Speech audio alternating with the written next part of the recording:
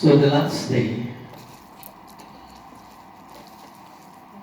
we saw where Yajnavalk was explaining to Bhardwaj the reply that Lord Shankara gave to Mother Parvati when she asked the question, she asked the same question. So we had completed that, and then she went on to test Sri Rama and what have you. We had covered that. So I go on a little beyond that now. So here, she took rebirth. She was daughter of the mountain, the Himachal. Remember, she born there. And then she did perform penance. She was tested by the seven seers, the seven sages. And she passed that test. And then she went and got married to Lord Shankara. Now she is deeply involved in Sri Rama's Katha. She wants to know everything about Sri Rama. And one day, as she was sitting next to Lord Shankara, she said, "My Lord, I need to know all these questions. So I need answer for all these questions. I need to know more about Sri Rama." Now he had told her, "I can only accept you when you are reborn. Because in this life, you had done something that was not, well received by me. And I cannot accept you in this form that you are." Now we may not know how many births we took. And we can't say, well, I could, in my next life, I would change. But we have the privilege and the opportunity to change in this life. We can transform ourselves as of now. So when a person, he has performed, he has done wrong, he gone to the prison, and he becomes reformed. He's a new person when he comes out. So people can reform, they can change. Mother Parvati has reborn, so to speak, and we can be reborn in terms of our thinking. That is what our thinking is, what makes us. So if we reform our thinking, we can change our perspective in life. We can be different. So now that she has accepted Sri Rama, she put forward some questions, and I want to read you. I have 10 questions here. Well, questions and suggestions of enlightenment.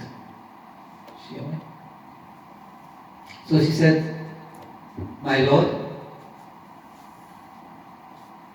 what makes the unqualified Brahma take on a qualified form?" The qualified form is like that of Sri Rama. The unqualified form is the spirit form, the Maha. So he says, "Relate to me the story of Sri Rama's descent." Well, Sri Rama took the qualified form and he came to perform the Leela, or the man role. He says again, "My Lord, relate to me the charming exploits of his childhood." Tell me about his childhood. She says, "Tell me how he was wedded to Sita and the reason for his banishment from the kingdom." She wants to know everything about him.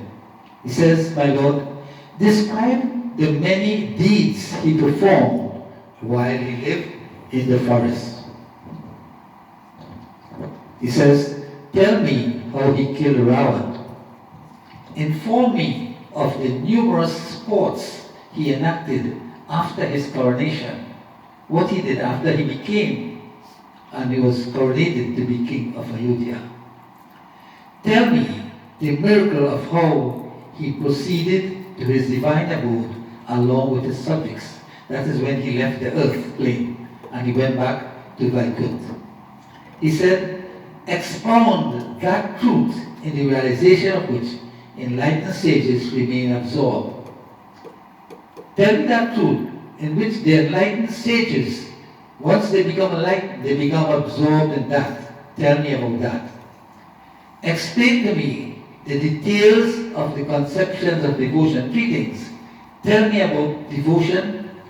Tell me about jnana and knowledge of the formless absolute.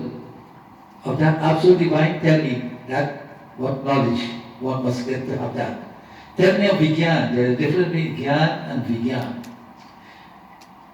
The Vigyan is the knowledge of the qualified divinity with and without form. And also tell me about dispassion.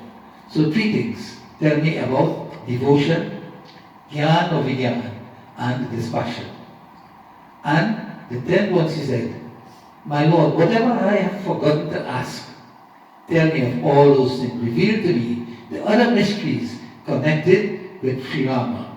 Fill me with all that I have not even asked. And I want to begin this lesson. It is in Balkan. So when she asked all these things for his enlightenment, what happened? He says, as she was asking, Lord Shiva captured in his mind everything about Sri Ram. As he was asking these things, his mind went straight on Sri Ram. And he is seeing all Sri Rama's Leelas. That's like a picture in front of him. Like he's looking at the screen. He sees all the activities of Sri Ram, all that took place. And you can imagine, he is in great ecstasy, witnessing all these things that Sri Ram is performing. And Tulsidas says that Sri Raghunatha Rupa Urava. Raghunatha Rupa is the form of Sri Ram. Urmina heart. All those came to his heart. And Param Anand Amit Sukha Power. Anand is bliss. Param Anand is great, great bliss. Profound bliss. So he was welled up with a great deal of joy in his heart. And Tulsidas said, he himself, he is Sukha Power. He is also a joy, a great deal of happiness himself. And I want to begin from that point. Tulsidas sings in Doha.